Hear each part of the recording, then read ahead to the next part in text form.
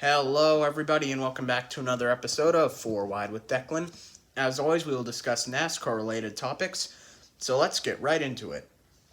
Our first topic is Catherine Legg will make a return. Not this weekend, but the next weekend. She'll run multiple. It is announced she will run 7 races across the across the Cup Series, the Xfinity Series, and the Cup Series.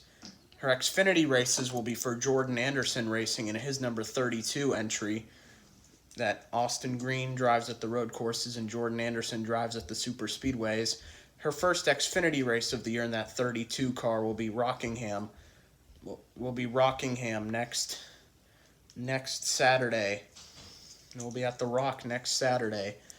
And then her first Cup race, and the only Cup race that's announced so far, is Mexico on June 16th. Mexico on June 15th. June 15th at Mexico City, which is a road course, which makes sense because she is an IndyCar driver.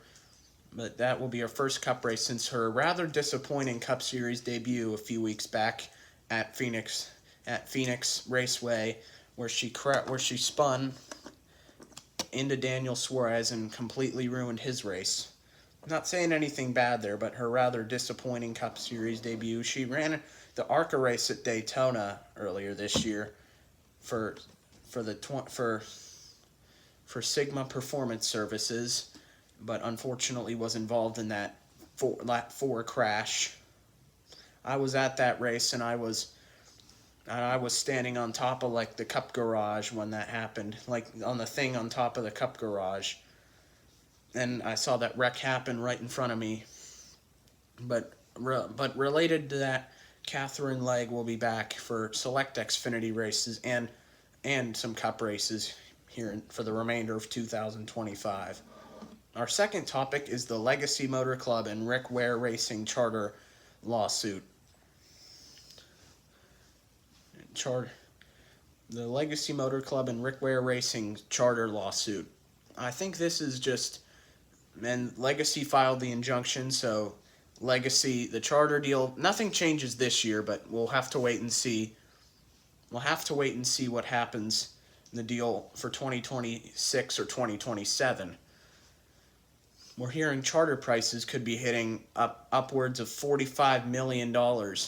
The last charter that I remember being sold, then they announced the price, was when BJ McLeod sold his charter to Spire Motorsports back in 2023, in the 2023-24 off season, and that charter price I heard was around $40 million.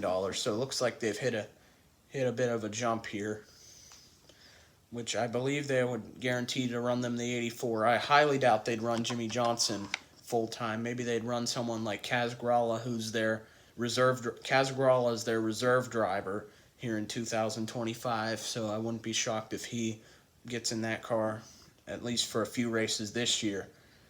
So Rick Ware Racing in a few years might just be out of NASCAR completely. They might run the Cups. Without a charter, they could run part-time. Or we've even seen some full-time chartered entries like Ryan Blaney in 2016 and Ryan Preece for JTG Dougherty Racing in 2021.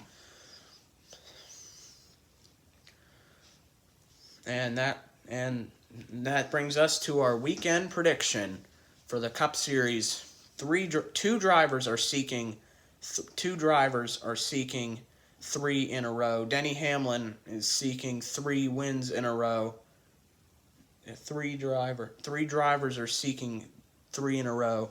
Denny Hamlin is seeking his 3rd straight Cup win after getting it done last week at Martinsville and this past week out at Darlington Raceway.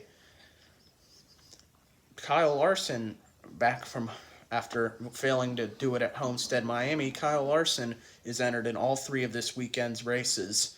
So it'll be interesting to see what he'll be able to do if he can finally pull off the triple. I don't see him winning the Cup race, but I do see him at least winning the Xfinity race, or either the Xfinity race or the truck race. Denny Hamlin, the winner of this race last year. My pick to win this race, however, to win this race is Christopher Bell. Obviously, this will be his 4th win of the year already. This will be his fourth win of the year already if he does get it done.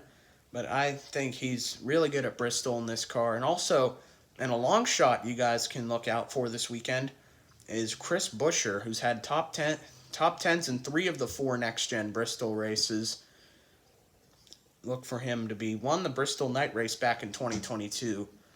So look for him to be up front battling for it this weekend. And that does it for this week on 4 Wide with Declan. Thanks for watching, subscribe, and bye for now.